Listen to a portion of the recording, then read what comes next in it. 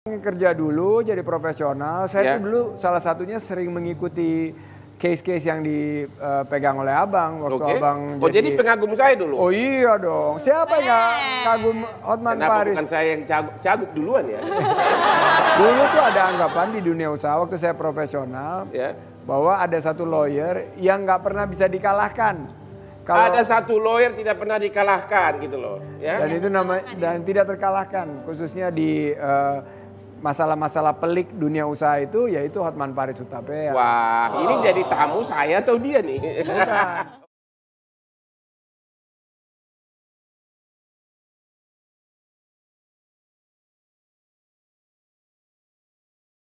Bismillahirrahmanirrahim. Assalamualaikum warahmatullahi wabarakatuh. Waalaikumsalam. Alhamdulillahirabbil alamin. Allahumma shalli ala Muhammad wa ala alihi wa ashabihi ajmain.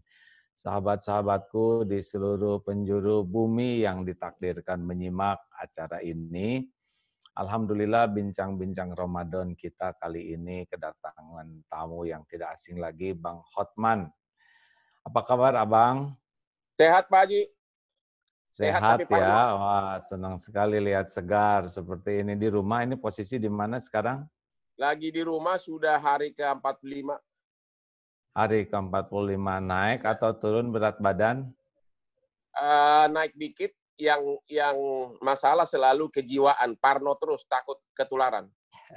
Takut ketularan ya. Nah, Gimana dong Lamborghini-nya dan sebagainya nggak keluar nih? akhirnya alam yang berkuasa. Sekarang diganti dengan sepeda. Ganti dengan sepeda sekarang ya? Ya, di sekitar rumah naik sepeda, jalan kaki, semua kemewahan tidak ada artinya. Nah, ini kita langsung cerita nih. Kan orang-orang banyak yang rindu, pengen nyobain kaya, terkenal, segala ada. Sepertinya Abang udah ditakdirkan itu oleh Allah diuji sekarang. Apa sih rasanya jadi orang sang kaya, punya mobil mewah-mewah gitu, Bang? Sebenarnya sih bukan kesombongan, sebenarnya sih hanya sifat manusia menunjukkan ke publik, ini saya berhasil loh. Jadi lebih menonjol menunjukkan keberhasilan dan kepuasan diri. Nah, sekarang sudah ada itu. Jadi apa yang paling terasa tuh? Naik mobil mewah gitu ada rasanya kayak apa gitu? Naik mobil mewah itu rasanya kita pede, kita merasa yakin diri, dan ada perasaan ini aku loh, saya sudah sukses. Itu perasaan, jujur aja begitu Ya perasaannya. nggak apa-apa, mending cerita hati. Iya, begitu Gitu ya, perasaannya. Ya, penampilan. penampilan ya. Nah, apalagi yang diinginkan sekarang kan kalau keinginan dunia mah katanya seperti minum air laut, makin diminum makin haus. Masih ada keinginan lagi enggak? Sekarang dengan adanya corona ini, saya makin menyadari bahwa suatu waktu kita harus mencari hidup kebahagiaan, bila perlu setengah pensiun atau pensiun total, dan menikmati hari tua. Karena apapun yang kita dapat itu ternyata semua berakhir juga.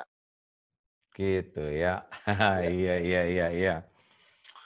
Memang dunia ini panggung sandiwara, kata Ahmad Albar ya. Ya. Dunia kan cuma tempat mampir dan katanya memang antara keinginan dan keperluan itu beda. Kalau ingin tuh unlimited, terus Benar. saja ingin terus dan kita akan lumayan tuh rada letih. Yang paling enak itu adalah memang kita hidup sesuai dengan keperluan. Karena Ya. perlu itu ada batasnya. Seperti sepatu kan nggak mungkin kaki yang dua ini perlunya 50 pasang. Yang membuat banyak sepatu itu kan sebetulnya karena ingin. Betul? Betul nggak begitu, Bang? Ya, betul. Tapi ada pertanyaan saya satu.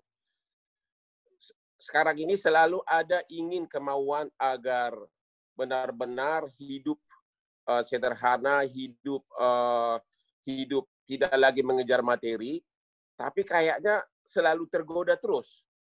Bagaimana ada orang bilang kayak kami Kristen yang tadi suruh berdoa, ya kan? Tapi tetap nggak bisa, selalu tergoda terus. Bagaimana caranya agar akhirnya kita berhenti dan mulai murni di jalan yang benar gitu?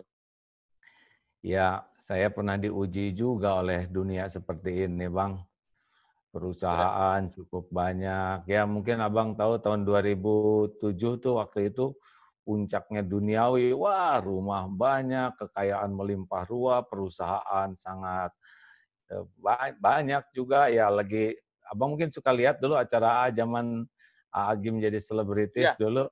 ya benar, ya benar. Ya. Nah, saya sih waktu itu merasa kata orang, wah sukses sekali, dapat penghargaan sana-sini, George W. Bush juga pengen ketemu dan sebagainya.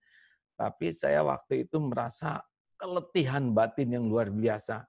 Saya merasa, apa ini rasanya? Kekayaan, rumah, segala ada tuh, kok nggak pernah bisa membuat hati saya bahagia. Nah, Ya. waktu itulah alhamdulillah ada titik balik. Akhirnya saya sih beruntungnya datang guru tuh, ada guru yang mengajari lalu diujilah dengan dihina, dicaci, wah segala macam. Akhirnya menemukan, oh ternyata memang dunia itu hanya boleh di tangan, jangan di hati. Kalau dunia di hati, oh jadilah hidup ini tidak pernah tenang. Tapi kalau seperti tukang parkir kan enak tuh Bang. Banyak Ya. mobil tidak sombong, ganti-ganti mobil tidak takabur, mobil diambil sampai habis juga nggak sakit hati. Sebabnya apa Jadi coba? wujud Sebabnya. konkretnya kayak saya sendiri, wujud konkretnya kalau orang bule bilang, what should I do? Harus lakukan apa agar bisa mencapai tahap itu? Apakah harus gagal dulu? Kalau Nggak kesuksesan usah. terus ada, Kan ada dua jalan untuk bahagia tuh. Kalau ya. dikasih kesenangan tidak bisa bahagia, maka biasanya dengan ujian baru dia sadar. Tapi kalau abang mau, berarti ini semua cuman titipan, ini cuman casing, ini cuman topeng. Saya ingin, dengan cara syukur. Ada orang bisa dekat dengan kebahagiaan dengan Allah itu dengan sabar, itu kalau ujian dulu. Tapi kalau mau sekarang tanpa diuji dulu, lebih hebat syukurnya. Jadi kuncinya kita harus mensyukuri, begitu ya? Ya, syukur itu ada beberapa tekniknya. Satu, harus yakin bahwa semua yang ada itu bukan milik saya. Ya. Cuman titipan dari yang menciptakan kita, dari Allah lah, dari Tuhan kita. Ya, jadi itu hanya topeng, bukan diri kita yang asli. Seperti Lamborghini itu kan bukan Hotman Parisnya. Hotman Parisnya kan yang ini. Itu cuman besi, kaleng, merek, dan sebagainya. Kita kan nggak bisa nebeng merasa keren dengan barang seperti itu. Pasti nilai kita kan lebih tinggi dari harga Lambo, benar? Nah, Benar. jadi itu adalah ini adalah casing titipan. Yang kedua, selalu memuji keadaan apapun, mau dipuji, mau dicaci, ada, tiada. Yang ketiga, gunakan ini nikmat yang ada itu untuk kebaikan seperti keinginan penciptanya. Lebih banyak lagi sedekah dari yang sudah. Mungkin sekarang sudah banyak sedekah. Nanti lebih nendang lagi tuh. Wah, itu kebahagiaannya mulai terasa. Nah, begitulah Itu ya. diantaranya. Kalau itu kan itu menyangkut kekayaan dan kepopuleran. Sekarang ada Ya. lagi, saya ini lagi populer. Tentu banyak godaan wanita cantik. Nah, itu bagaimana kita Ini jadi mensyukuri yang di terbalik. rumah Ini aja atau nanyanya ke gimana? saya. Baik, Maksudnya gimana cara gimana? mensyukurinya gimana gitu loh. An Kalau kita mensyukuri. kan ada istri, terus banyak puluhan wanita cantik di luar. Kalau tadi kan menyangkut harta benda, kita syukuri dan kesuksesan. Tapi kalau menahan godaan seperti ini bagaimana? Kalau di Islam sih sudah ada solusinya, Bang. Ya, diperbolehkan 4 dengan syarat adil, ya. Ya, Nah, tapi kalau di agama lain kurang paham. Kalau tidak dengan cara yang halal, kan kalau dengan menikah sah itu ya, maka terhormat wanita itu tidak seperti yang tidak dinikahi. Kalau tidak dinikahi kan nggak jelas statusnya, nggak dimuliakan, nggak dihargai, hak-haknya tidak dihargai. Kalau di dalam Islam, kalau toh sudah siap dan juga ada dalam keridoan, bisa begitu. Tapi itu di luar kemampuan saya tuh Bang. Kalau abang nggak tahu, saya nggak tahu aturan agama abang begitu. ya tapi maksud saya terlepas dari agama manapun, kita laki-laki ini kan bagaimana cara ngeremnya gitu loh. Ya, Terlepas dari agama dulu. baik, baik, baik. Caranya adalah jaga pandangan, Bang. Nggak usah segala dilihat. Kan nafsu itu datangnya dari mata. Mata yang tidak terjaga udah pasti membuat kepikiran dan hati dan nafsu begitu. Makanya ada kalau di dalam agama Islam tuh godul basor, jaga pandangan. Karena udah pasti nafsu itu diawali dari mata. Nah ini susah nih, abang ketemu banyak orang, caranya udah diam aja di sini di rumah. Tapi apa realita Pak bahwa seorang suami yang sudah sukses, apa masuk di akal dipastikan dia bisa bahagia dengan hanya satu istri atau dengan istrinya, sementara godaan begitu banyak, apa itu realistis? Ini tuh jadi kebalik begini acaranya, jadi nanya ke saya yang bagian nanya. Iya, dengar. Ya, alhamdulillah. Ya, inilah ujiannya. Makanya hidup ini ujian tuh ada kelapangan, ada kesulitan. Ujiannya abang harus betul-betul punya komitmen jaga diri. Ya, Begitu ya. iya bang, nggak mudah. Makin kan ujian yang lebih berat itu adalah kelapangan, kesuksesan, pujian, penghargaan, banyak disukai oleh orang. Nah, tidak mudah orang selamat dengan ujian yang kemudahan. Kayak pesawat nih ya, kalau Ya. lancar, tidak ada goncangan, itu kan biasanya orang nonton video, tidur dengan musik, sebagian ada yang zikir. Tapi kalau sudah dikasih goncangan, turbulence, nah itu biasanya kuat tuh berdoanya. Semua ikut jadi berdoa. Makanya ujian betul nih kayak posisi Bang Hotman ini. Usia berapa sekarang? Aduh, 60 ya? sudah 60. 60. Kita cuma beda 2 tahun. Kan? Pak Haji berapa? 58? 58. Saya 62. Oke, ada pertanyaan satu lagi. Kan banyak pengusaha yang kelihatannya di luar itu nyumbang sana sini, ya. Tapi namanya pengusaha kan tidak mungkin sukses tanpa lipat gulipat gitu loh. Ya, artinya hasil kekayaannya itu justru adalah bermain kiri sana sini. Tapi dalam keadaan begini dia pamer sumbangan sana sini. Itu gimana pandangan Pak Haji? Ya, kalau saya kan pengusaha juga, Bang. Ya. Saya ada beberapa usaha. Bagi saya pantang sekali itu untuk mendapatkan sesuatu dengan cara yang tidak baik. Karena nanti tidak berkah. Cirinya rezeki tidak berkah tuh 3. Satu, hidupnya tuh sibuk aja dililit masalah berbagai urusan sehingga dia tidak pernah menikmati kehidupannya, rezekinya. Karena otaknya tuh terus dengan masalah. Yang kedua, di sini nih, di hatinya tuh selalu fakrahu baina ainai, selalu takut miskin, takut kurang. Jadi terus mencari aja sampai dia tidak menikmati yang ada karena otaknya tuh mikirin yang belum ada. Yang ketiga, rezeki itu sebetulnya yang bakal dia dapatkan tuh apa yang sudah ditakdirkan dia dapatkan. Tapi kalau rezeki kita raih dengan cara yang benar, tenang, enak, adem, ada masalah tetapi ya tidak pernah membuat kita tidak bahagia. Kemudian hati itu selalu kaya, tidak pernah ada persaingan apapun, dolar mau naik mau turun, ada apa, kayak sekarang gini tenang aja, karena yakin rezeki itu ada yang jamin. Dan rezekinya pasti dia ngejar sendiri. Nah caranya, makanya saya tuh tidak sependapat kalau semua pengusaha hanya sukses dengan begitu Bang, karena banyak juga pengusaha-pengusaha yang jujur. Kan dalam Islam tuh 2 Bang, orang tuh waktu menjemput rezeki dan waktu menafkahkannya. Ya.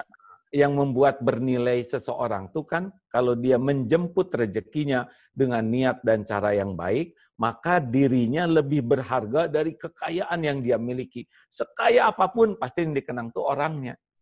Dan kalau udah dapat, maka dia distribusikan. Makin banyak yang sedekah, yang kelihatan yang tidak kelihatannya lebih banyak, dia tambah mulia lagi.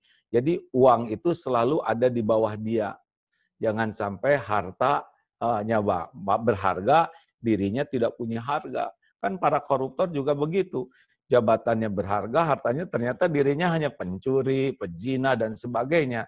Terus bagaimana kita hidup bersembunyi di balik topeng begini? Saya yang mau nanya. Dah, Bang, giliran saya nanya. Oke, ya. Iya, Pak Haji. Senang nggak bisa ngobrol-ngobrol begini tuh?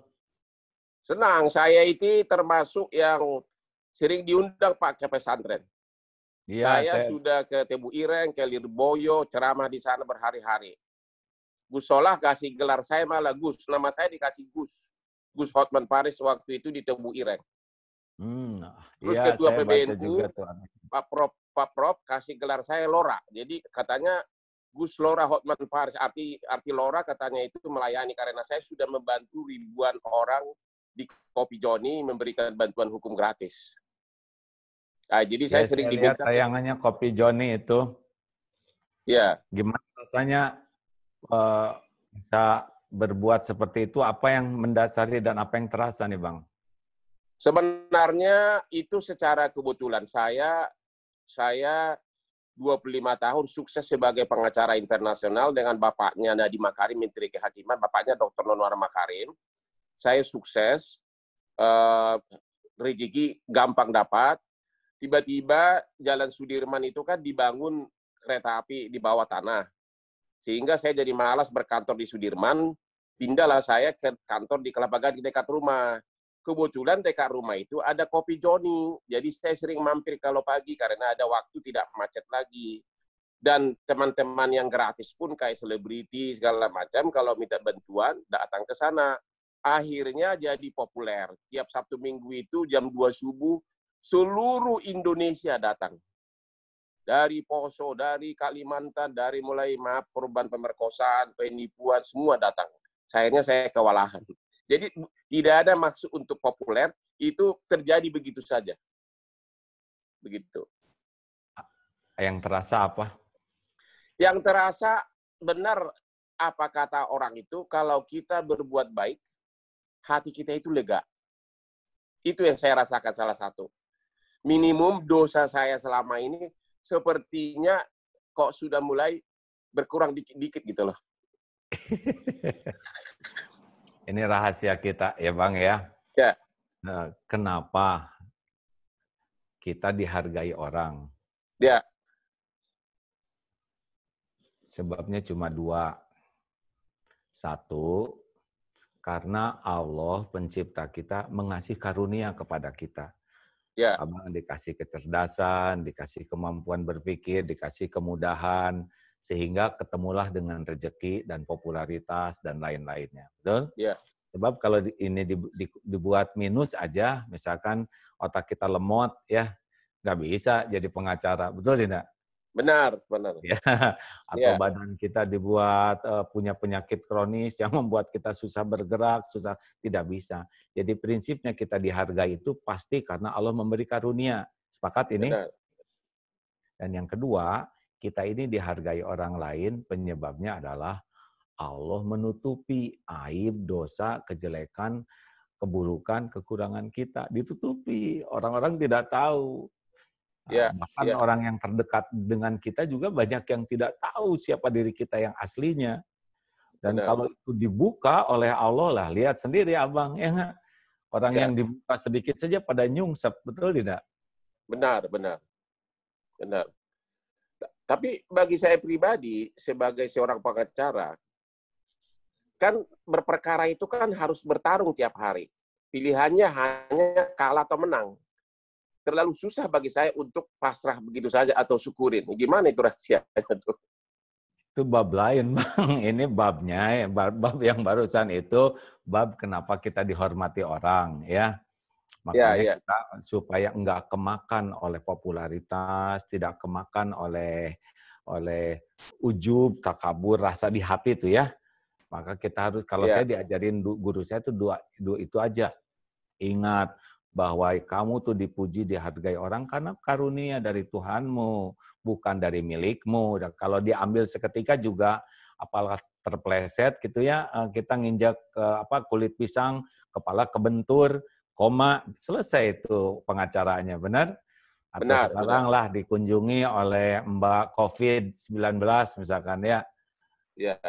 Kita kan kalau disilaturahmin COVID itu juga sudah bisa berakhir ini. 60 kan udah berat tuh Bang, udah deket-deket ya. Benar juga tuh. Iya, hanya dengan COVID aja kita udah beres nih, udah nggak bisa apa-apa. Yang kedua, kalau Allah mau ngejatuhin kita misalnya, karena kita lupa aja, tinggal dibuka aib. Berapa banyak tokoh-tokoh kita yang begitu dihormati, disegani, buka aja, jatuh, benar? Benar, benar. Makanya satu, kalau kita begitu harus tetap sadar ini cuma titipan. Yang kedua harus banyak tobat, karena kalau dibuka nggak bisa ada yang ngalangin. Itu senior-senior pengacara, hakim, apapun kan kalau oleh Allah dibuka, jatuh. Benar? Benar. Nah, makanya itu. Nah, sekarang pertanyaan tadi apa, Bang? Gimana kalau berperkara harus perang terus? Ya, kan di satu pihak kan kita harus mensyukuri, tapi bidang kerja saya itu hanya ada 2 pilihan, menang atau kalah. Artinya harus bertempur, harus fight tiap hari. Bahkan subuh hari pun pikirannya bagaimana untuk menang dan menang. Itu yang susah bagi profesi pengacara. Itu teh mencari keadilan atau kemenangan, Bang? Kita Pengacara harus tuh. akui bahwa bisnis pengacara itu kan sudah bagian dari bisnis juga. Kadang sudah tercampur antara kemenangan dan keadilan dan bisnis keuntungan. Sebagai pengacara normal, ya kadang kita yang penting klien menang. Sehingga kita tidak bahagia gitu loh. Subuh-subuh pikirannya kalau kalah bisa stres 2 bulan. Kira-kira begitu. Udahlah, udah umur 60 tahun pensiun lah. Belajar Itu agama yang benar.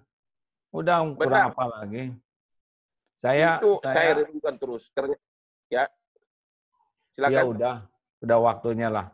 Abang teh punya hati baik ya, tapi godaannya banyak. Dunia udah dikasih, dan nggak ada apa-apanya. Mobil juga cuman gitu-gitu aja. Ya, Udah nganggur gara-gara corona semuanya. itu cincin kok nggak dipakai sekarang. Kenapa di rumah nggak pakai cincin? Nggak pakai cincin nih. Semua follower juga udah nanya, mau dipakai apa? Orang tiap hari pakai baju tidur. Nah, Kali-kali sekarang saya dengan senang kalau Pak Haji ngajak saya lah waktu Pak Haji lagi ceramah, nggak apa-apa saya ikut mendengarin. boleh, saya suka sekali ceramah tentang ilmu hati, Pak Bang Hotman, ya. Ya, Bahwa sebagaimanapun kita nggak bisa bohong ke hati kita sendiri, ya. benar. Bahwa kita rindu, makin lama kan makin dekat dengan kematian. Kalau Bang Hotman kira-kira ingin panjang umur nggak? Ya, dulu saya pernah mimpi agar umurnya 124. Gimana Tapi kalau stroke dari umur 61 semua orang enak nanti lihat kita masih hidup, Bang. ya itu dia masalah, ya. Apalagi sekarang ini sudah parno, tiap menit kita parno gara-gara corona ini. Ya, jadi Bang, gini ya. Kalau saran saya sih udah usia segini sudah saya mah ngitungnya kalau Nabi Muhammad kan 63 tahun Ya, meninggal ya. Bagi puncak-puncaknya kesuksesan gitu. Jadi masih seger-segernya. Sahabat-sahabat Nabi juga Abu Bakar 63, sahabatnya ada 3 orang tuh 63 tahun. Jadi saya matoknya juga saya 63 tahun harus sudah siap pulang. Walaupun kan kalau umur tuh ada 3 rahasianya. ya, Satu, waktu kita tidak tahu, itu rahasia Allah pencipta kita. Yang kedua, tempat. Kita akan ngedatengin tempat kematian kita. Dan yang ketiga, cara. Kita tidak tahu ya, caranya seperti apa. Kalau udah waktunya harus meninggal kan kita pasti mati. Orang mati kan cuma satu sebabnya, karena waktunya sudah tiba. Lalu nanti ya, akan datang penyebabnya. Penyebab itu bukan yang membuat kita mati, tapi jalan kematian aja. Tapi kan yang namanya sukses itu kita mati dengan mati terhormat, husnul khotimah namanya kalau di Islam. ya, Supaya ya, matinya baik, ya sudah sekarang tiap hari mikir baik, ngomong baik, berbuat baik, berhati baik. Karena Allah itu tidak nyimpan kebahagiaan kecuali pada kebaikan. Nah kan udah ya, lama hidupnya ya. 60 tahun, harus punya waktu buat jujur. Itu saya bahagia tidak? Mau sampai kapan ini hidup kayak gini ya? Benar, benar. Gimana? Coba dipikirkan itu. Ya, saya sudah pikirkan justru selama musim corona ini saya lagi berpikir mulai mengurangi pekerjaan dan akan melakukan perjalanan di mana saya suka ke berbagai kota di Indonesia sebagai bagian dari menikmati hidup. Kira-kira itu. Saya tidak ambisi jadi politisian, tidak ambisi jadi DPR, tidak ambisi jadi menteri, karena saya tahu kalau saya duduk di sana nggak cocok dengan kepribadian saya yang apa adanya. Yang kayak gini itu ya. Iya. Ada cita-cita yang belum tercapai nggak, Bang? Cita-cita yang belum tercapai, 3 anak saya semuanya lulus Fakultas Hukum dari Inggris, dan saya masih harus membimbing mereka agar menjadi pengacara handal, karena tanpa jam terbang yang tinggi seorang pengacara nggak mungkin jadi. Jadi cita-cita saya yang belum terwujud adalah dalam 3 tahun ini akan terus saya bimbing mereka agar benar-benar menguasai praktek. Itu aja, nggak ada lagi yang saya harapkan. Karena saya menang perkara banyak, duitnya dapat pun kita nggak lihat duitnya Pak, langsung masuk rekening. Ya, tetap aja akhirnya makan tiap hari sama juga mie ayam, nasi sama bubur, nggak ada bedanya sama super taxi. Nah, Bang, ya, dalam pelajaran Islam itu yang namanya rezeki itu 3. Ya. 1 yang dimakan jadi kotoran itu udah dari rezeki kita. Udah masuk kan? Udah diproses. Yang kedua, yang dipakai dan sampai usang itu rezeki kita nih, seperti itu kaos. Itu pasti mahal banget ya, itu berapa ratus juta tuh kaos ini. Ini nggak mahal, cuma yang mahal itu merek Lamborghini-nya. Ini kaos Lamborghini kebetulan. Kaosnya itu 180.000 ya, itu mereknya yang mahal ya. Benar. Nah, itu udah rezeki udah. Yang ketiga, rezeki itu adalah yang dipakai manfaat, yang dinafkahkan, pakai nolong orang. Itu rezeki kita. Lah, sekarang yang ada di bank mah belum. Rezeki kita, yang ada di bank tuh kan cuman ngaku-ngaku, lihat enggak, megang enggak, make enggak. Betul nggak sih, Bang? Benar, itu yang saya pikirkan. Saya berperang bisa tahunan, berperang di pengadilan, berdebat, dapat duitnya saya nggak pernah lihat masuk rekening langsung. Mungkin kalau kita tiba-tiba dia mati, duitnya pun nggak sempat pamit sama kita. Nah, sekarang saya mau nanya, itu kalau Bang Hotman misalkan meninggal lah, besok lusa, apa yang kira-kira dibawa tuh ke kubur? Ke alam selanjutnya ini? Hanya sepasang jas dan sepatu. Biasanya begitu. Kan? Cuman itu kan. Benar. Terus jadi kita siang malam menggadaikan waktu kita, bukan tidak boleh jadi pengacara, enggak. Tapi kalau hanya sekedar untuk dunia, nah sekarang kita makin tua. Makin tua kan suka makan obat-obatan enggak, vitamin dan sebagainya. Kan? Udah mulai banyak asam urat. Bukan suka lagi, bisa tiap jam saking ada ya serba makan obat untuk mencegah. Belum ada sih penyakit khusus, tapi semuanya sudah ada resep dari dokter untuk asam urat ini, untuk gula darah ini, sudah ada semua. Tiap malam makan. Nah itulah rezekinya. Rezekinya itu obat-obatan. Kita ini udah tua, kita kan cuma beda 2 tahun ya. Haruslah udah lebih dari separuh. Udah lebih dari 3/4 kan kita hidup ini. Tinggal sekarang sisanya ini. Kita harus siap bagaimana masa tua yang indah, ya, hidup penuh manfaat, hati tenang, ibadah terjaga. Justru itu, kalau udah tua masih centil, ya tua pontang-panting sana-sini, hanya buat ngumpulin dunia dan dunia juga nggak dirasain. Terus di mana kita merasakan bahagia yang asli, betul? Kan bahagia yang asli di dalam, kita nggak bisa bohong. Betul, betul. Apalagi dengan musim corona ini, kita jadi benar-benar banyak berpikir tentang arti kehidupan. Banyak maknanya. Banyak apa coba yang didapat? Arti kehidupan apa yang didapat selama jeda ini nih? Yang saya dapat, itu tadi yang kita bicarakan dari tadi. Ternyata ada waktunya kita harus berpikir, enough is enough. Enough is enough. Sudah waktunya berbuat lain selain hanya mengejar harta, membuat lawan kalah perkara, kepopularitan, dan sebagainya. Ada waktunya kita harus mencari hobi yang cocok dengan diri kita. Ya itu dia tadi. Sambil menunggu tinggal berapa tahun lagi gitu loh.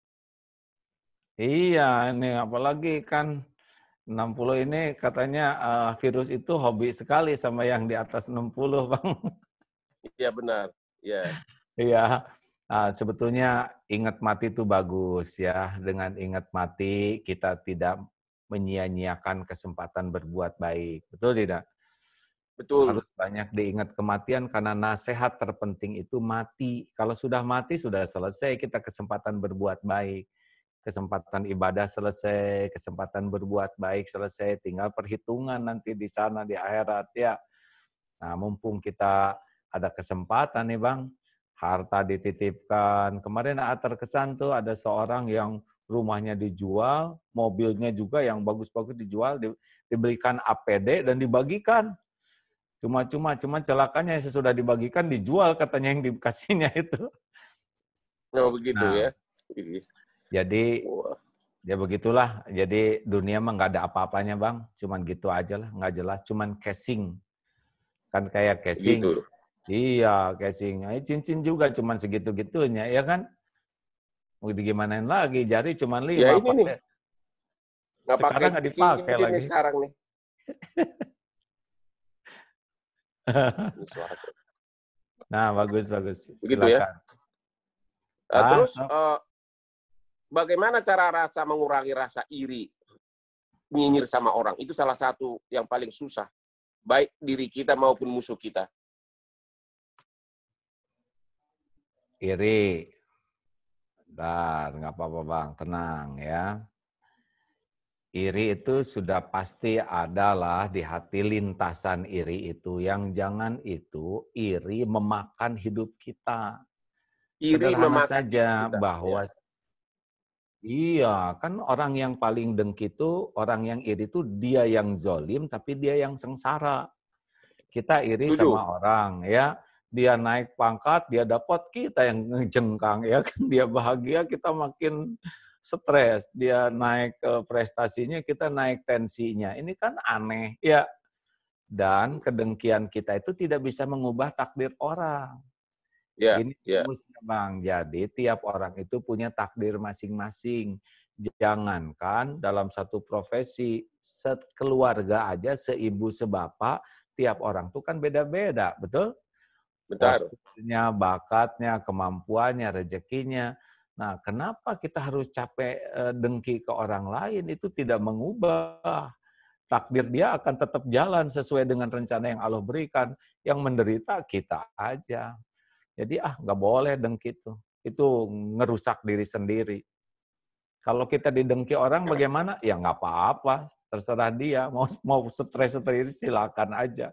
Saya mah nggak pernah pusing dengan orang yang dengki dan sebel ke saya, karena bukan urusan saya, itu urusan dia. Urusan saya kan jadi orang benar atau tidak. Gitu Bang. Ini sebuah filsafat hidup ini Pak Haji dapat dari mana sih? Dari sekolah atau apa? Dari pesantren atau apa nih? Iya, kan saya belajar agama. Dalam Islam kan semuanya detail, lengkap. Sampai gunting kuku aja sudah ada pelajarannya. Bagaimana menyikapi orang. Misalkan ada orang menghina, itu kan ada 6 keuntungan, 7 keuntungan. 1, kalau ada orang marah ke kita, 1, kita bersyukur. Bukan kita yang jadi dia, yang jadi orang berbuat jelek. Jadi saya kalau ketipu, saya syukur Bang. Bukan saya yang jadi penipunya. Yang kedua, saya dapat pelajaran. Oh, begitu ternyata. Orang yang sombong, arogan tuh jelek banget. Itu pelajaran bagi saya. Saya tidak mau hidup seperti dia. Nah, jadi kalau ketemu dengan orang yang sombong ke kita dapat pelajaran tuh. Oh, saya tidak boleh kayak gitu tuh. 3, dengan melihat seperti itu, kita evaluasi diri. Jangan-jangan saya ketemu dengan orang sombong, ini cermin dari kelakuan saya. Jangan-jangan saya pernah nyakitin orang seperti saya disakitin orang. Jadi tobat ya. Selanjutnya, ini ladang latihan. Karena bersepeda aja kan jago tuh kalau latihan. Nah, kalau kita ingin punya kesabaran, harus ada yang nyakitin dong. Supaya latihan mengatasi perilaku. Dan puncaknya, ini kesempatan bagi saya, kalau ada yang berbuat jelek, saya balas dengan kebaikan. Nah, dia ngeluarin keburukan, saya ngeluarin kebaikan. Jadi kita terupgrade justru gara-gara orang yang berbuat kurang baik. Jadi naik aja terus kita ini. Hatinya lebih tenang, akhlak lebih baik. Gitu Bang. Tapi apakah salah kalau saya misalnya sudah sukses, saya dapat duit, apakah salah apabila saya berpenampilan mewah? Oh ya nggak apa-apa itu kalau abang mau mah dunia emang kayak gitu. Yang jangan itu, jangan diperbudak oleh dunia ini. Oh, Jadi begitu. kita kepikiran terus, jadi jangan melekat dunia ini di hati. Dunia mah di tangan aja. Kalau udah melekat di hati, dunianya nggak ada, robek kayak perangko, melekat di amplop. Kalau diambil perangkonya, robek itu. Nah, nggak boleh dunia ini bikin sakit hati, bikin capek. Biasa aja. Ya, walaupun dunia kaya, apa ya relax saja. Ya. Nah, orang diperbudak dunia itu dari bangun sampai tidur lagi. Angkat aja bang, nggak apa-apa. Nggak, ada anak. Ya, terus nggak apa-apa. Jadi dunia ini tempat tinggal kita. Kalau takdirnya kaya ya nggak apa-apa. Yang jangan itu kaya dengan makan rezeki orang, satu tuh jangan ya. Yang kedua kaya dan nahan rezeki orang, jadi kita ngumpul-ngumpul aja. Nah itu jangan. Dan jangan diperbudak kekayaan. Sehingga kita hidupnya tuh nggak menikmati apa-apa. Terus aja mikir yang belum ada kerjaan, sampai di tempat tidur nggak tidur. Lagi makan nggak nyaman. Mobil bagus nggak ternikmati karena di dalamnya juga kita tidak menikmati. Aslinya ya dunia ini bang hanya untuk memuaskan lahiriah saja. Kayak kursi empuk udah sudah gitu, mobil bagus ngegas cuman itu aja. Hati nggak cocok dengan dunia ini. Hati itu cocok kalau kita senang dengan kebenaran, dekat dengan pencipta kita. Jadi abang tanya siapa teman-teman, jujur apakah benar di lubuk hatinya tenang? Nggak bisa. Dan itu Tapi yang kan di alam persaingan seperti di ibu kota ini, kalau kita terlalu jujur, biasanya kalah. ya itu mah terserah lah. Kalau saya mah yakin orang jujur mah tetap sukses ya. Begitu. Setidaknya kita nggak ngebohongin diri sendiri, kita punya kepuasan, oh saya ada.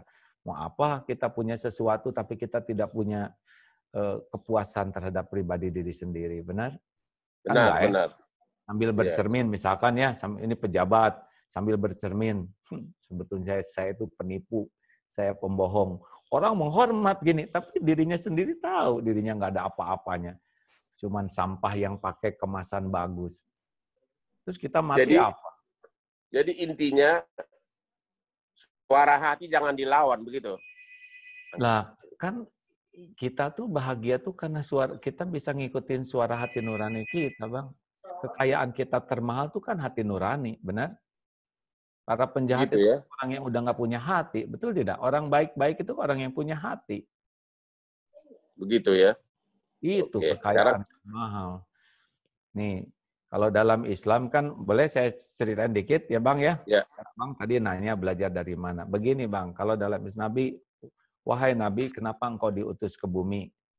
Nabi Muhammad kenapa diutus? Innama bu'itsu liutamima makarimal akhlak. Sesungguhnya saya diutus ke bumi untuk menyempurnakan kemuliaan akhlak. Jadi kalau ingin tahu orang Islam yang benar, gampang. Lihat akhlaknya. Ingin tahu yang ibadahnya bagus, lihat akhlaknya. Karena ciri pemahaman Islam yang benar, ibadah yang benar, pasti buahnya akhlak. Nah, akhlak itu datang dari mana? Rasulullah juga bersabda begini, ketahuilah bahwa dalam jasad ini ada sesuatu yang kalau itu baik, baik seluruhnya. Kalau itu jelek, jelek seluruhnya. Itulah yang dinamakan kolbu atau hati nurani kita. Jadi orang tuh tergantung hatinya. Kalau hatinya baik, ngomongnya baik, mikirnya baik, sikapnya baik, dia akan bahagia tuh. Karena Allah tidak menciptakan kebahagiaan dengan keburukan. Jadi, nah inilah yang agak jarang. Kita sering membagus-baguskan casing, tapi kita suka lupa untuk membaca hati dan membagus-baguskan hati. Padahal kebahagiaan itu adanya di Di hati. Sepakat, Setuju Bang? banget, setuju. Ya, itu Iya. saya sudah rasakan itu, terutama di puncak karir saya yang sangat sukses, tapi tiba-tiba datang musim corona ini, saya mikir terus tentang, akhirnya saya tahu bahwa pada akhirnya memang kita harus menyesuaikan kehidupan kita dengan suara hati kita. Nah, itu. Jadi, orang yang paling sukses, kan hati itu dibagi 3, Bang. Ada Ya. namanya hati yang mati, kolbun mayit, tuh para penjahat-penjahat yang nggak pakai, udahlah, yang biadab-biadab, termasuk sekarang nih kelihatan nih penjahat yang suka ngambil hak untuk orang miskin. Bansos atau apa, nah dia sunah itu udah orang udah bejat luar biasa. Mau casingnya apa, mau gelar, mau pangkat, mau jabatan, itu orang yang biadab. Hak orang yang kelaparan dia ambil. Kalau ada yang begitu, nah itu orang udah nggak punya hati. Mati. Yang kedua, orang yang hatinya berpenyakit. Cirinya hati berpenyakit tidak ada tenang hidupnya tuh. Penyakitnya itu adalah diperbudak dunia, sombong, ujub, pendengki. Oh, ria itu udah capek tuh di hati tuh, Bang. Dan yang paling top adalah namanya qalbun salim. Orang yang hatinya bersih, selamat, sehat. Nah, inilah orang yang paling bahagia dalam hidup ini. Mau susah, mau senang, dipuji, dicaci, sehat, sakit. Dia seperti berselancar di atas ombak. Ini yang harus kita miliki di masa tua kita, Bang. Orang yang punya hati yang baik, bersih. Insya Allah bahagia. Gitu. Terima kasih, terima kasih. Ini saya makin yakin. Memang saya sudah mulai mengarah ke situ. Tapi dengan filsafat hidup yang baru saya dengar, ternyata arah saya sudah ke arah yang benar. Mudah-mudahan godaannya tidak terlalu kuat sehingga melenceng lagi. Ya, ada syaratnya, Bang. Harus berkumpul dengan orang-orang yang benar juga. Oh, begitu. Iya kan, bergaul dengan penjual minyak wangi, ikut harum. Bergaul dengan bisa bau bakaran atau terperciki api. Sekarang abang siapa teman-teman dekatnya? Kalau yang teman-teman dekatnya bikin abang tergelincir, abang bakal tergelincir atau pusing lagi. Tapi kalau teman-temannya yang ngejagain untuk punya hati, abang bakal menikmati sisa umur ini. Udahlah, dunia mah nggak ada apa-apanya, Bang. Demi Allah nggak ada apa-apanya. Cuman gitu-gitu aja. Ya, terima kasih. Bang, terima kasih. Terima kasih Pak Haji sudah dapat semua ilmunya dan 99% saya setuju. Alhamdulillah. Nanti kita telepon-teleponan lah kalau saya diperlukan ya. Tukar-tukar pengalaman. Terima kasih Pak Haji. Kita kan cuma beda 2 tahun dan kalau sama-sama wilayah bahaya COVID ini ya. Bang, terima kasih atas silaturahimnya. Salam untuk keluarga dan juga anak-anak ya. Maaf terima kasih. Kalau ada perkataan yang kurang berkenan dan suatu saat kita jumpa lagi ya. Terima kasih, salam. Terima kasih, Bang. Terima kasih, Pak Haji. Terima kasih, bye.